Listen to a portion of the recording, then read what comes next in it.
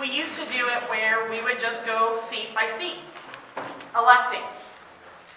Yeah, that gets tedious, that gets really long. It's long enough when we're electing national delegates at 40 or so. And so, yeah, so now what we do is what we refer to as proportional representation.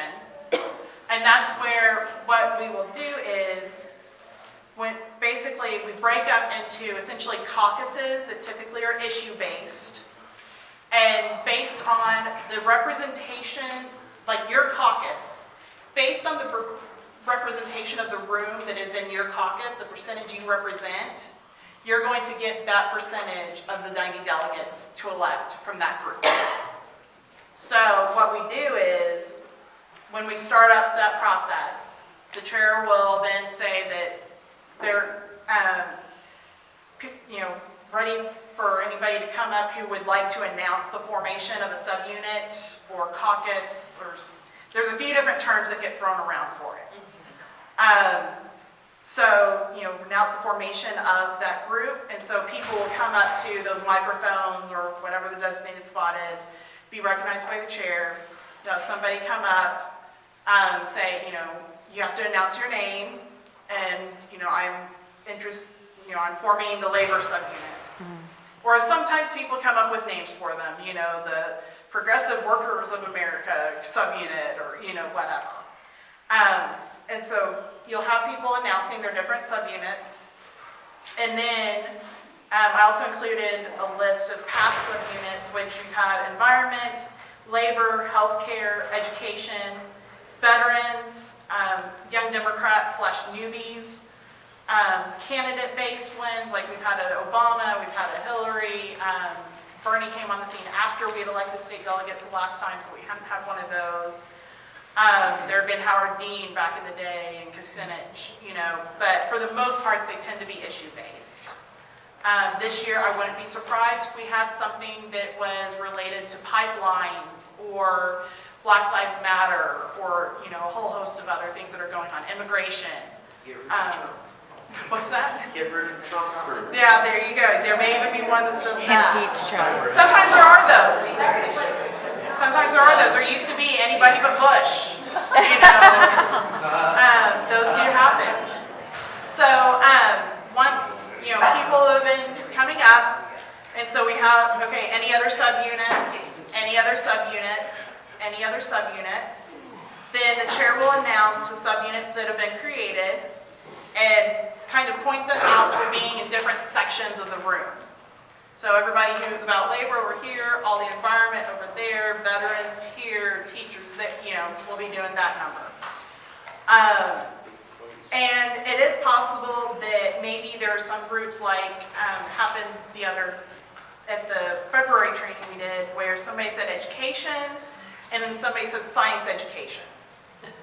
Okay, can we combine those, into one versus having two separate ones? So there may be some of that happens at that time as well, where the chair does ask if, well, can't we just say that's one? And then, so once we've kind of gone around the room, kind of said where everybody's going to be at, then delegates choose which group of those that have been offered up, which group they want to be part of. And so people will go move to wherever it is their group was put to. And then once we kind of have an idea of how many people are there in your group, so you'll kind of know within about 5 minutes, maybe 10, you'll have an idea people will start settling. And then you count how many people are actually there. Somebody come up and report that number to the chair, so that then they can plug that into the handy dandy Excel spreadsheet that has the fun little function ready to go, and tell you how many delegates you elect out of your subunit. Yes? How would you recognize what each quorum was about? Is there a sign or something? Yeah, there will probably be, I know I'm going to plan to take some poster boards. We'll probably have something, or somebody will hold up something they've written on saying, people will probably be paying attention to some extent. And there will be sergeant at arms around the room and folks who have been through the rodeo before, who will probably be trying to help folks with where they're looking for. Yes. I would presume that education would probably be predominant. What happens if there's a group Yeah, and so you do, once you get into your groups, there is a minimum threshold. And if you don't meet that minimum threshold, which that number is in the rules report and will be announced prior to everybody breaking up, if you don't meet that threshold, then they'll say the subunit is broken up and everybody's told to then scatter. Or you might even work with, maybe there's two of you that just don't quite have enough, but if you combine, then you do, and maybe you just, even though you have you're completely different issues, maybe you do form together so that you can have, rather than breaking up all over the place. It's supposed to be a huge group. They got all these. It gets fun. Mark? Did I see somewhere that it's, the threshold is 8% of the total number of That delegates? might be, I don't know, do you remember, Tiffany? You're on the rules. Okay. It is, yeah. Okay, so 8%. So that'd probably be, So if there's a hundred, example, if there's 100 delegates. that you'd show have to up, have at least 8. You'd have to have at least 8. Right. Okay. Right. Those numbers will all be announced as, before they have everybody start spreading around, they'll announce what some of those minimums are and things like that, so people have some idea what they're looking at. And that's the part that it makes it really hard to tell people, okay, this is what to expect, because each group is going to be different sized. You have no idea who's really going to what, you know, so this is the part where it gets really hard to tell people what to expect. And, oh, you want to be elected state delegate? Well, I wish I could tell you a little more how you're going to do that. But, you know, this is where it gets fun. So the chair will announce, you know, each group comes up and says how many people they have. The chair will make the announcement of how many delegates you elect, including, so if you have an even number of delegates that you elect, you know, you're being told 10, obviously you're going to be electing 5 women, 5 men. If they tell you you get to elect 9, they will also tell you if that's 5 men or 5 women, and 4 men and 4 women.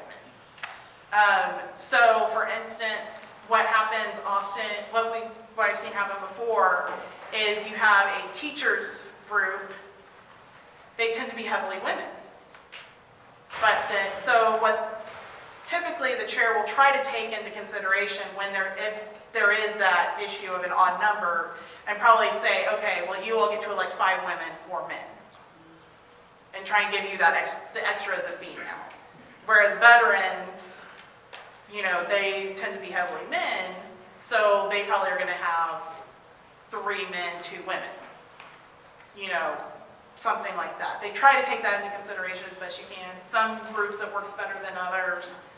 And sometimes what happens, like for instance, teachers elect 5 women and 4 men, but maybe there aren't 4 men in the teachers group who want to get elected.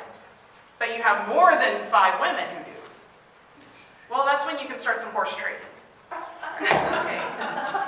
You know, you go to a group that has a bunch of men and say, we'll go ahead and elect one of your men out of our caucus if you elect one of our women out of yours. Things like that can start happening. So yeah, this is why it gets very chaotic, because you have a lot of this stuff going on, and you're trying to elect, each group is trying to elect, and you then have that conversation, this conversation, then the chair's saying things, trying to keep some amount of order so everybody can hear what's going on. Oh, it's very loud. Yeah, it gets very loud. So yeah, that's why I say this is why it's good to have these kinds of things, so you have some idea what to be expecting in this madness. Tiffany, just real quick, I know it's difficult given you don't know who's where. Right. But will there also be the diversity quotas and the other? That's only pertains to national. You're hoping that people just do that. Okay. So diversity quotas, when we elect national delegates, the DNC tells the state party that you are to meet certain goals in terms of having diverse representation within the national delegates elected from the state. So we're expected to try to have goals of so many African Americans, so many people who are Muslim, Latino, LGBT, so many youth, Asian American, Pacific Islander, and every time I start listing, I know I'm probably going to end up leaving somebody off, so I'm sorry if that's your group. But that's the problem when I start listing off, somebody's going to end up getting missed. But that's for national. It is the hope that that just happens when we're electing, but there's no goals that we're told of beforehand on that. So one thing to keep in mind, and this is something I told the Young Democrats, because with knowing that we have about 400 delegates total at this convention, we're only going to be able to elect 90 delegates, state delegates, out of that 400 number. So you're looking at a little under a quarter of the people, if everybody's there, having the potential to be a state delegate. So any group that's formed, you're looking at around a quarter of that group being able to get elected. So, like for the Young Democrats, I told them, and I say this for any groups that might try to form based on identity, that stop and think about how many of you actually get elected if you only form your own group versus spreading around multiple groups. And I say that for Young Democrats because people tend to like to elect young people. I've seen it happen in the past where I'm pretty sure that if they hadn't formed their own group, they probably would have gotten more elected than they did.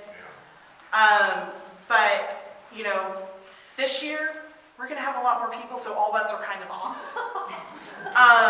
But I do think it's something to kind of think about as you're forming your groups and going to groups. Do we know if it's going to be a diverse group? I don't know Is this group what we really truly have. Until we're in the room, I don't know, because like I said, we don't have those affirmative action codes on the precinct officers like we do when we're going and looking at electing national delegates. But neighborhoods would determine that. Yeah. To some degree, yeah, but that's still not complete. What was the question? I'm sorry. Do we have any idea of what kind of diversity we'll be looking at in the convention? And It's a you new know, I day. think there'll be a big GLBT. Yeah. I mean, I would Show assume up. there would probably be a good LGBT, you know, one that you don't always realize just how many people there are native. That was one I left off earlier. Native is one of those codes for national. And so, you know, and LGBT sometimes you don't really know. What about disabled? Yeah, disabled is one. And so, you know, we don't really know until we're there. So back to kind of the forming of the groups and all that. So the chairs told you your unit elects this many delegates, and this is your gender breakdown. Then within your group, you can have that election by nominating and seconding, you know, making it formal like that. You can just say who wants to, and seeing if you end up with that number or not, and what you have to do from there. It varies. Each group kind of does it their own way. I know I tend to be in the later one, and in that one, we usually just kind of say, okay, who all wants to, and then see how many that is versus how many we're able to elect, and then, okay, well, we have 9 people signed up, but we only have 7 spots. Is there anybody who's willing to give up? And typically, there are 2 people. And so then we can just go ahead and leave 7 of them. But, you know, there are some that I do nominating, seconding, and voting. Yes. So those of us who are guests, who are not going to be, You're just watching the chaos. so we're sitting back and just watching. You're just sitting back and eating your popcorn.